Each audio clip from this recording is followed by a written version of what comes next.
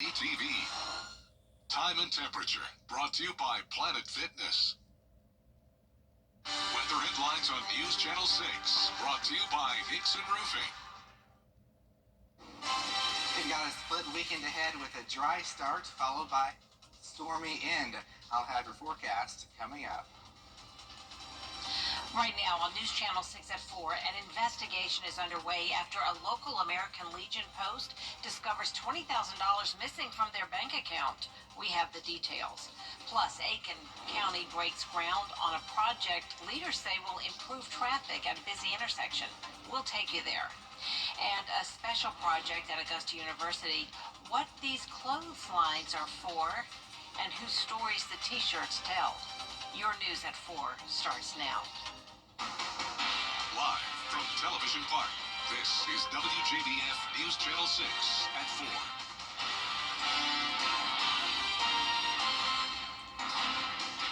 Good afternoon, everyone. I'm Jenny Montgomery. Thank you so much for joining us. Brad's off today. Coverage you can count on begins with a teenager behind bars in Grovetown after an incident at a local daycare. It happened earlier this week at a World of Hope daycare on Robinson Avenue. 18-year-old Jayla Roberts is accused of dragging a 4-year-old by her wrist across the floor and then picking her up by both wrists. According to deputies, the child's elbow was dislocated during the incident. Officers don't believe it was intentional abuse, but Roberts is charged with cruelty to children. She was also fired. An investigation is underway after a local organization that serves veterans discovered a misappropriation of funds. American Legion Post 26 in Aiken recently discovered more than $20,000 missing from the Post bank account.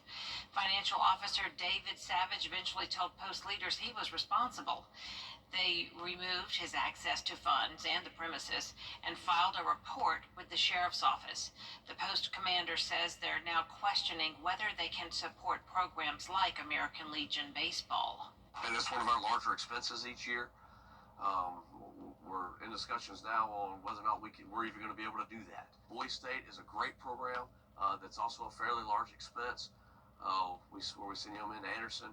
It's far enough out that we'll be able to do some fundraising, but instead of us saying, hey, let's do a little bit of fundraising throughout the year, we're really kind of in a crunch. Savage is still a Post member, but no longer the financial officer. The sheriff's office has passed the investigation on to SLED. They say no arrests have been made, and the investigation is ongoing. Turning now to weather with meteorologist Miller Hyatt. Well, looking day to day. Yeah, very nice, Jenny. Plenty of sunshine. I'm sure Brad is enjoying it on his day off here. We've got really a Chamber of Commerce view here over at the Marriott's over the Savannah River on our Terry Lambert Hyundai Skyview cam, and the whole region is nice and quiet. Unfortunately, that means we continue to have that dry vegetation fueling fire. So 81 degrees in Augusta, 80 degrees in Aiken, and very low humidity right now. Humidity of 30% in Augusta, 22% in Lincolnton, and with these light winds out of the south, that is creating a high fire danger. It seems like we keep talking about this, but it's just been so dry that we continue to have this threat of fire danger through 8 p.m. this evening. But we have some good news on the horizon. I'll get to that in just a minute. But if you're walking your dog this evening, we've got some very nice conditions, partly cloudy skies, temperatures in the 70s. And if you got pollen on your car like me, tomorrow will be a great day to wash that off. Or you can wait to Sunday. Mother Nature will give you a free car wash because we're talking about showers and storms and maybe some severe weather on Monday. We're still fine-tuning the details, but what we do know is beneficial rain is on the way. I'll let you know what to expect coming up here in just a few minutes. Jenny? All right, we appreciate it, Miller. Aiken County breaking ground today on the first phase of the Powder House Connector project. Isabella Moody takes a look at how this project will help drivers. Phase 1 of the project will be getting underway April 14th. County leaders say it will help make traffic flow on Whiskey Road smoother. The road, which will be located along Whiskey Road, will be 2.35 miles and cost around $14 million. This is a big step into helping traffic on Whiskey Road. This project has been in the works for over 20 years, with people at the groundbreaking who were there when the idea was first proposed. In 2006, 19 years ago, made the initial recommendation for the route that is currently being used here. So it's very gratifying to see that nearly 20 years later, what we put in the binder and the report is going to actually become physical blacktop and pavement. The construction of Phase 1 will last around 16 months. There will be a public input meeting April 3rd about Phase 2 at Odell Weeks Activity Center from 5 to 7 p.m. In Aiken, Isabella Moody, WJBF News Channel 6. April is Sexual Assault Awareness Month, and Augusta University is observing an annual tradition, the Clothesline Project. It's a display of T-shirts with messages and drawings designed by survivors of sexual assault. Dozens of volunteers showed up to put the display together. They vary in message and in size, the smaller shirts representing the age of the survivor when they were assaulted. Some volunteers are survivors themselves. To be able to step foot back into my college footprint here at Augusta University as an alumni and as a service member and as a sexual assault survivor in the military, it means a lot to come out here and to bring awareness and to bring attention to something that is so important. AU will host events to observe Sexual Assault Awareness Month throughout April. You can find those on our website, WJBF.com. A local nonprofit is teeing up for a good cause. Every year, Child Enrichment provides services to more than 1,200 abused or neglected children across the CSRA. Today, a golf tournament fundraiser was held at the Belle Meade Country Club in Thompson to raise money for those services. At Child Enrichment, we provide a voice and a path forward for children and families that have experienced abuse, neglect, and child sex trafficking. We serve 9 counties in the greater Augusta area. All the services we provide are free, so we rely on community coming out and supporting events like this golf tournament to help us provide those free services to kids that have experienced abuse and neglect. If you missed today's tournament, you can still support Child Enrichment. Just dress up as your favorite superhero and participate in their next fundraiser, the Heroes for Hope 5K Run Walk. It's Saturday, April 19th at the Mill Village Trailhead on the Augusta Canal. A big event is happening tomorrow at Evans Town Center Park. It's the Columbia County Cultural Festival. News Channel 6's Ellison Hubbard reports. If you want to travel the world, but you just don't have the time, then look no further than this Culture Fest. The Culture Fest was supposed to happen in November, but Hurricane Helene stopped that. But now you can get ready because the Culture Fest will happen. There will be over 55 booths representing 24 different countries, covering 5 different continents.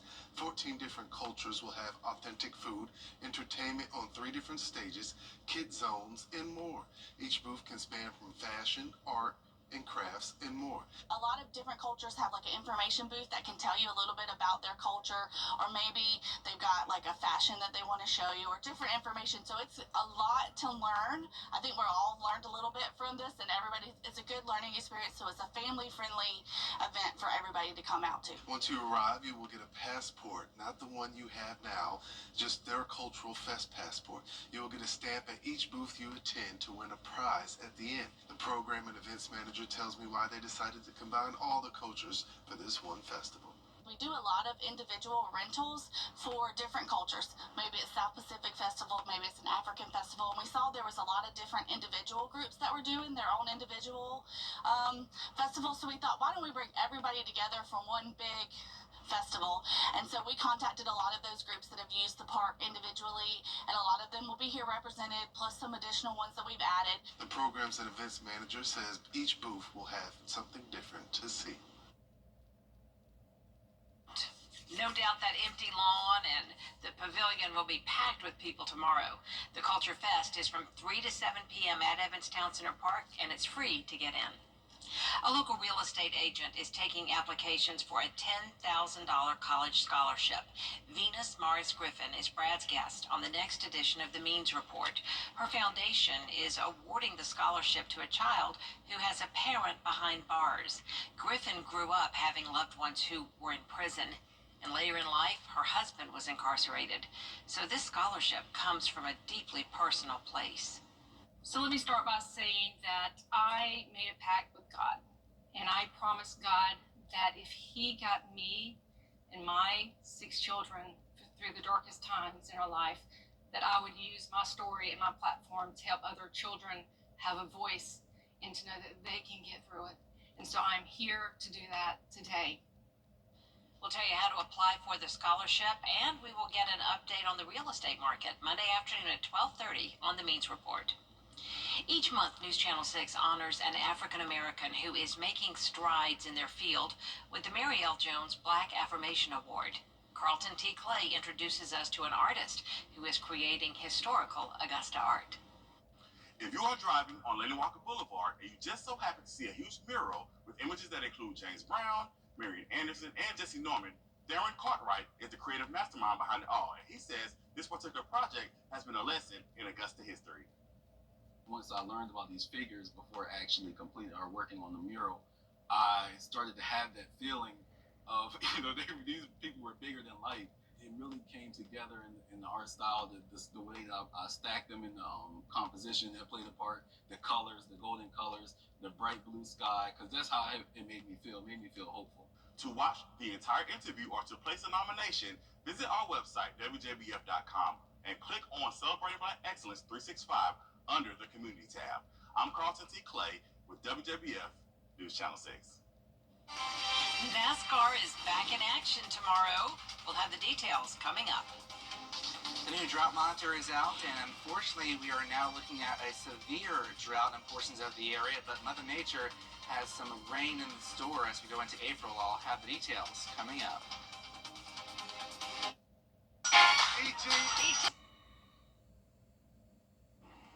Welcome back, everyone. You are taking a live look now at the Martinsville Speedway in Virginia and the first short track in a points-paying race. Through the first 6 races of the NASCAR season, drivers have competed on super speedways, and a road course. Kevin Conley has more. I like short tracks. I'm a short tracker. I like that. It's what everyone grew up doing, but I've always enjoyed the short tracks the most.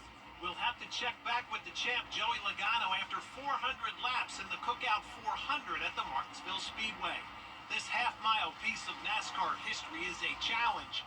And if you ask 5-time Martinsville winner Denny Hamlin, it's even more challenging today since NASCAR switched to the next-gen car. Nowadays, it's track position.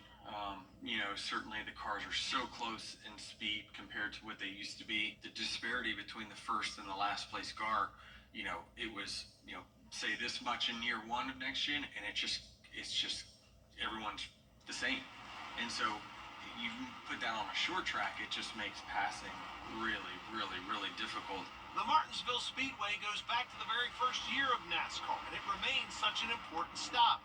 In the fall, it's the last place for a driver to qualify for the championship 4. It's such an important race late in the playoffs in the round of 8 to make it into the championship event that you've got to be good at Martinsville. We have it circled to try and perform well and make sure that we take good notes on it.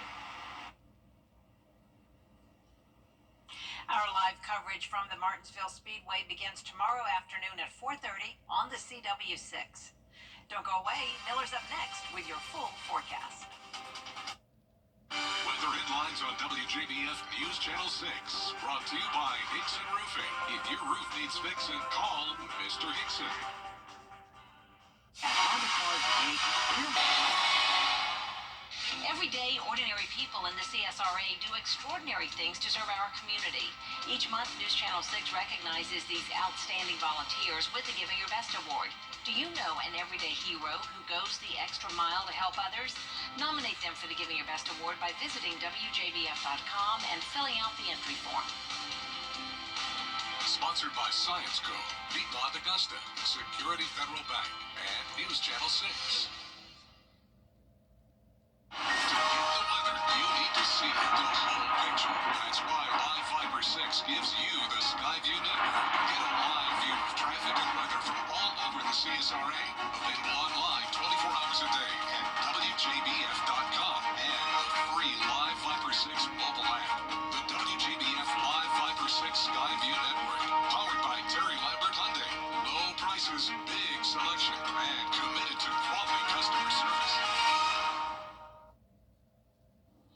Now, your most accurate forecast with WJBF Live Fiber 6. Fires continue to spread up in the upstate and western North Carolina. Here's a live view of Asheville, North Carolina. What you're looking at is smoke from the wildfires right now. The biggest fire up to our north is the Table Rock fire, and unfortunately the last I checked, as of this morning, it is at 0% containment. So we're really thinking of those that are being impacted by that fire, and we have had evacuations ongoing up near the fire as well. The good news is we have some moisture on the way that's going to help alleviate the situation here and moisten up things here. Winds right now are out of the south, and that's why the smoke is pushing from the upstate up to western North Carolina in Asheville. That's why we have more heavier smoke in Asheville today than what we saw earlier. So like I mentioned, moisture is on the way. Here it is on Live Viper 6, all the storm activities over in Texas and Louisiana, and this batch of moisture is going to eventually push in and replace all that dry air that we've been dealing with for quite some time. So this is much needed. So looking at the next 3 days, tomorrow's going to remain dry, mostly cloudy, 81, and then we take a turn into the storms and clouds and showers. Sunday, and especially on Monday, we have a good chance of some rain and thunderstorms, possibly severe weather. I'll get to that in just a minute. But Futurecast shows we're dry in the meantime. Increasing clouds going into tomorrow, but we're going to remain dry. And then going into tomorrow night, maybe a stray shower or two, but the rain is going to really be focused to our west.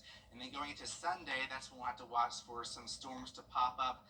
The heating of the day, the main timeline is going to be Sunday afternoon for the rain. So the morning looks good if you're heading off to church. And then Monday is the day that we really need to pay attention, because we do have a strong cold front that's going to approach us. And then by the afternoon, we're going to look at some thunderstorms pushing in. So around 2 or 3 p.m., a few of those could be on the strong to severe side. And then things clear out behind that front as you head into Tuesday morning. So here's my latest thinking here. The main threat is going to be damaging winds, and large hail is also possible across the area. We have a 15% chance of severe weather according to the Storm Prediction Center. We will continue to fine-tune the details. The main threat time period is going to be the afternoon hours and into the evening as well. So looking at our rain totals, possibly some good hefty totals here, around an inch of rain. This will really be helpful because we now do have that severe drought in portions of the area, and even more beneficial rain going into next week. So it looks like we're going to have a much wetter pattern as we go into April, and it's going to be much warmer too. We could be flirting with 90 degrees in some spots by the end of next week, and overnight temperatures are going to be well above freezing, so no need for any frost concerns or anything like that. So tonight, temperatures in the 50s. Tomorrow, temperatures a little bit like we were seeing today, around 81 degrees around the area. Then your 10-day forecast shows a lot of rain Sunday, and especially on your Monday in the afternoon. Both days, the rain's going to really be in the afternoon, so the mornings won't be too bad. And then next week, we're talking about more rain, and then very warm temperatures near 90 degrees. All right. Sounds pretty good, Miller. Yes. Thank you. Coming up, why Gen Z has gone back to listening to the radio. We've got the answer for you, and it just might surprise you. Think you need a new roof? Nickelback and the Mike Costello Law Firm. At WJBF's Television Park Productions, our mission is to provide local businesses with top quality video and digital content at an affordable price. With decades of experience, our award-winning creative team will guide you step by step through the creative process, resulting in a successful marketing message for your brand. Over the years, we've helped hundreds of local businesses expand their voice. Visit WJBF.com/creative to find out how we can do the same for you. Here's one more way Gen X and Gen Z couldn't be more different. That was the first music video broadcast on MTV when it debuted back in 1981. It quickly became the preferred way for Gen X to listen to music. According to Nielsen, more than 50 million people listened every week, the most in 2 decades. 78% of Gen Z now say they prefer the radio because they can listen while scrolling on their phones. There is more coverage you can count on coming up at 4:30, including the search for an ambassador to the United Nations after President